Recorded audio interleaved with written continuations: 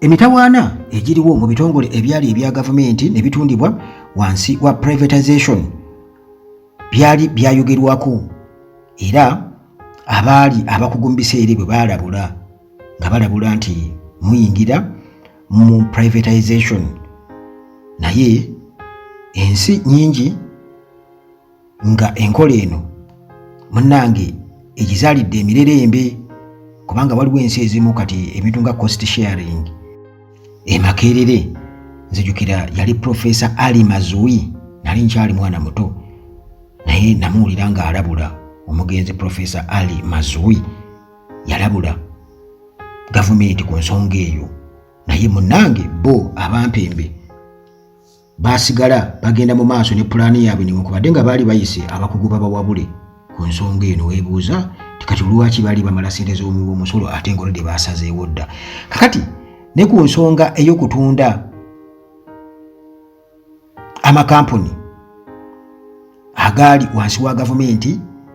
nti gwe oyinza okulowooza nti kyagendererwamu kulaba nti amakampuni gano gatuusa obuweereza ku bantu mu ngeri ennyangu naye ate muganda wange gaafuuka gakasobeza tukimanyi bulungi nnyo era nze nga nkyasoma mu Olevo ekigambo privatization bakyogerako nali nkisomyeko era nga bannyonnyola nga bagamba nti waliwo ebintu ebimu nga byo tebisaanye kubeera nti nno biteekebwa mu nkola ya privatization kati ng'amasannyalaze kubagamba gasenyeera eggwanga naye munnange kyewuunyisa nti bitwali tusoma mu sirabaasi mu biseera ebyo nga tukyali mu Olevo ate nga gavumenti ye kennyini nga yeevunaanyizibwa ku katikyulaamu ate nga byesomesa ate si byekola ne weebuuza nti bo baali basoma batya kuba kati essaawa eno bino byonna mbyogera nkukakasa nti ekitongole eky'amasannyalaze njagala okubuulira bakitunda yalinga UEB Uganda Electricity Board ne bajja nga kati ebitongole bingi nnyo ebikwasaganya amasannyalaze umeme n'ebirala kakati weesanga nti bano mu kweguza amakampani gano ekitongole eky'amasannyalaze muganda wange kikimu ku ebyo mwe bakoze omusimbi omuyitirivu era njagala okubuulira abasajja bakoze gadi byengalye amasannyalaze tegabeerako abantu mubalaba nga beekalakaasa buli wamu na wano wennyini mu mikwesese w'embeera kitujje tuwandiika ebbaluwa ekitwala ku poliisi ne tugitwala ne ku umeme era nga tubagamba tugenda kwekalakaasa tugenda kutema emiti egy'amasannyalaze kuba tegitugasa amasannyalaze tegabaako basobola okugaggyako ne gamalina ku 2 poliisi kyenamala okulaba eti abantu okwekalakaasa bagamba tetugenda kuteekako mukono biba birimu okwekalakaasa naye nga tumaze okutwalayo ebbaluwa njagala okubuulira amasannyalaze ne gatandika okubeera nga at least tegavaako nga luli kati gaasalako kiri bikandowooza nalabye ne ku TV nga waliwo ab'emulugunya transformer bikuba buli kaseera bikuba bateekawo transformer ogenda okuwulira nga eba ewuuma eyaka nga gavaako bajjawo enfu ne baleeta enfu naye transformer ezo omuntu omu eyali akozeeko mu UEB yaŋŋamba nti transformer zaaliwo gavumenti ya Bungereza yalinga eziweereza wano ku bwereere naye abasajja kye baakola nti ezo ze baasangawo ennamu empya baazitwala ku faamu zaabwe gye ziri ne ku mafaamu gaabwe kati olwo ne basooka balekawo zino ez'Abachina muganda wange naye ziri bwe bazireeta nga bo bakola batyo ze baasangawo zonna baazitwala kaakati egimu ku mivuyo bwe tukuba ttooki mu UEDCL ekitongole ekivunaanyizibwa ku masannyalaze wano mu kudistributinga amasannyalaze njagala okubuulira nti abasajja bagamba nti baatondawo zi kampani 3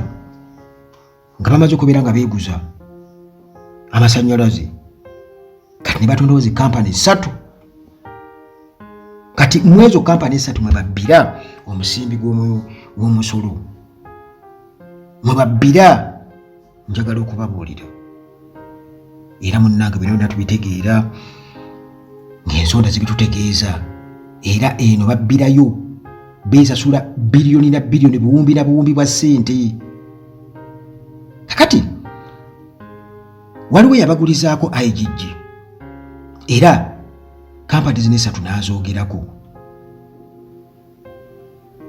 era nga UEDCL bosses ze bakozesa okubeera nga munnange beesasula obuwumbi n'obuwumbi bwa ssente ku ssente z'omuwi w'omusolo nga bazeesasula nga beerimbise wansi w'okubeera nti nno zino individual private companies ate nga munnange si bwe kiri. Kakati olw'okuba nti bali mu bifo nga bye basalawo era bakozesa obuyinza obwo kubanga bagabaza eddiiro baziwa zi kampani zaabwe nga kino kimenya mateeka era nga musango kutwazisa eruzira. Munnange eyabagulizaako IGG mu lipooti ye eya URSB eraga nti kampani zino 3 nti bannyinizo basajja banene nnyo, bantu banene nnyo mu Uganda Electricity Distribution Company Limited era nga muganda wange eno beba registered directors ne ba shareholders. Naye oluvannyuma nga bamaze okubeera nga bakitegeera nti Kosase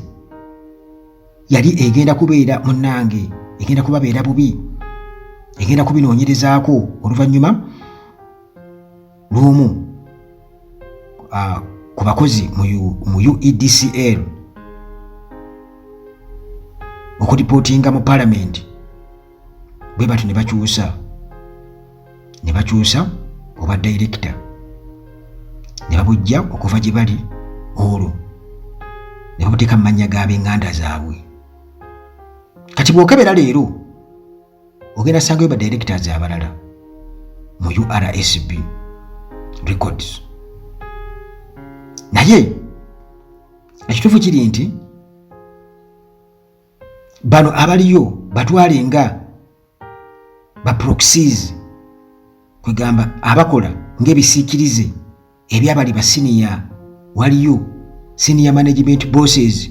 munda mu UEDCL era nga bagamba nti bano kampani zino 3 emu amakande gasimba mu office eya managing director, endala egasimba mu ya HR, endala technical services department. Awo ezo kampani 3 ze baregisteringa olwo ne basooka muganda wange beekola ekigenyi abasajja. Bino byonna byenkunyumiza muganda wange biyinza okuba obaolyawo tobirabamu nnyo kintu oyagala bino ebya speed tugende oye naye bino bikulu nnyo, bikulu ddala kubanga awo abasajja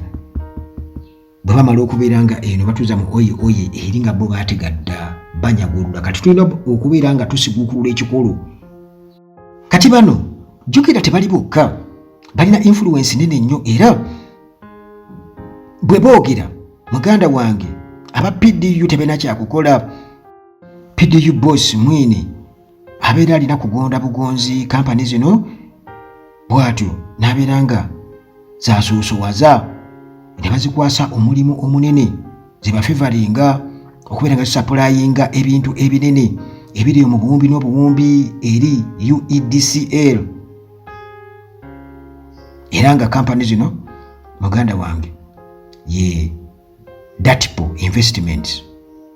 eno nga ebeesenga wali Namuwongo, waliyo gye bayita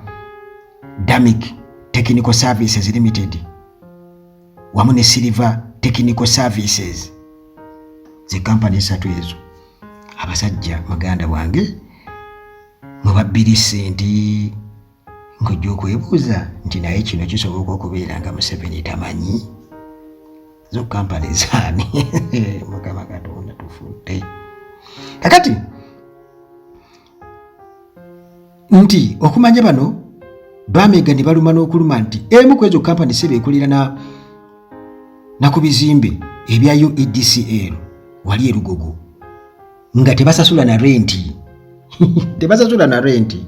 ekolerawo bukolezi, tesasula yadde ne renti, ekolera ku premises eza UED. Bonnange zino kampani zisasula sente neeyi nnyo, sente ensajja, era nga bagamba nti ekitone nnyo buli kampani ebuukawo n'obukadde 15 buli mwezi okusapulayinga ebikondo by'amasannyalaze, era nga UEDCL ebikuumira wali Erugogo. Era bano be balina contract ey'okuzimba power lines, maintenance wamu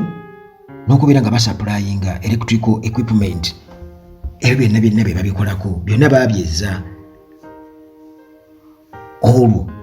UEDCL yonge erina kusasula busasuzi kampani ez'essatu ezaabwe. Abeeguza tuviirire eddala eri nkugambye mu UEB ne bajja nga batuleetera kitongole ekyo. Kati kyonna bw'okitunuulira Uganda ebitundu ebimu tebirimu masannyalaze. Museveni agamba nti noopu balonda ba noopu kibalunza okuba n'amasannyalaze. Amasannyalaze gavaako buli kaseera. Nti mu wiiki musobola okubeera nago ennaku 3 oba 4, ennaku ezisigadde,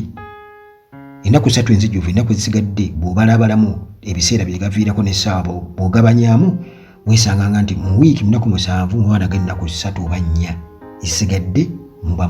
mu kizikiza. Abantu abatabagayuwa mu bitundu ebimu ennyumba zigudde ebbeeyi kuba tebayo masannyalaze, abapangisa badduuka bagenda n'ebintu ebirala, emirimu okubeera nga giziŋŋama. Kati bino byonna nti bwe twogera ku Kosase tulabibwa no Joel Ssenyonyi ng'ali mu Kosase ng'erwanyisibwa bubi nnyo. Naye Kosase ku guno omulundi sinalabawo kyekola, tennaba kubaawo ddoboozi liryawo. Joel Ssenyonyi yali abuukulabuukulako eri, naye sinaba kulaba kyekola ky'amaanyi. Kasookedde nga bakyusa mu myaka gino 2 ekitundu egiddako, tugenda mu 2026. Kati ebyo byonna bajja kubatiisatiisa. Ebyo gyagenda okuwulira Joel Ssenyonyi mu biseera ebyo nga ali mu Kosase nga bamutiisatiisa, wakola otya, wagira bwoti, walya ssente za mu Kosase, baakuwa enguzi, baakola batya, nga baddiini saafa bali bageza kugoberera nga batugamba. Naye nga ekituufu kiri nti abasajja babbi omusimbi muyitirivu nnyo. Nti kati awo nkubuulirako ekyo muganda wange, naye buli asobodde anokolayo kyanokodde najja n'abategeeza. Bannayuganda mulina okubeera nga munaabira obusajja buno mu maaso kuba bubbi ate bubbye ate bukyabba. Bujja tukukaliza eggwanga.